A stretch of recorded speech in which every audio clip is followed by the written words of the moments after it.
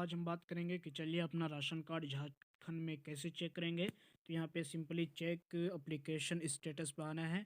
यहाँ पे अगर आपके पास राशन कार्ड नंबर है तो राशन कार्ड, या फिर नहीं है तो एक्नॉलेजमेंट नंबर जो आपका स्लिप में है वो डाल देना है। यहाँ पे उसे देखकर आप यहाँ पे फिल कर लेंगे। तो चलिए मैं यहाँ से एक स्लिप का नंबर फिल कर देता हूँ।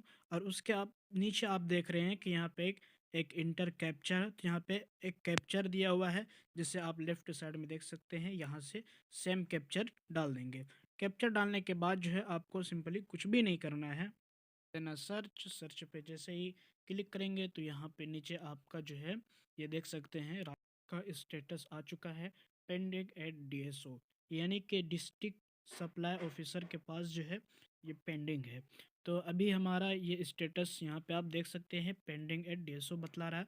ऊपर एप्लीकेशन डेट भी दिखला रहा है और नीचे यहाँ से आप प्रिंट भी कर सकते हैं। तो अगर आप चाहते हैं कि ये कॉपी आप डिस्ट्रिक्ट में जमा कर दें तो वहाँ पे जिला पूर्ति अधिकारी के पास यहाँ से प्रिंट करके भी जमा कर सकते हैं। तो इसे आप पीडीएफ वगैरह में जिसमें चाहें आप यहाँ पे प्रिंट कर सकते हैं, ठीक है। या अगर आप चाहें तो इसकी कॉपी एक लगा लें यहाँ से प्रिंटर। मैं पीडीएफ में इसे सेट कर लेता हूँ, बाद में मैं इसे प्रिंट आउट करके फिर जो है जमा कर दूंगा, ठीक है। तो इस तरह से जो है गाइस हम अपना जो है स्टेटस चेक कर सकते हैं, ठीक है। हमें क्या करना है, चेक स्टेटस एप्लीकेशन पे जाकर ही जो है हमें चेक करना है।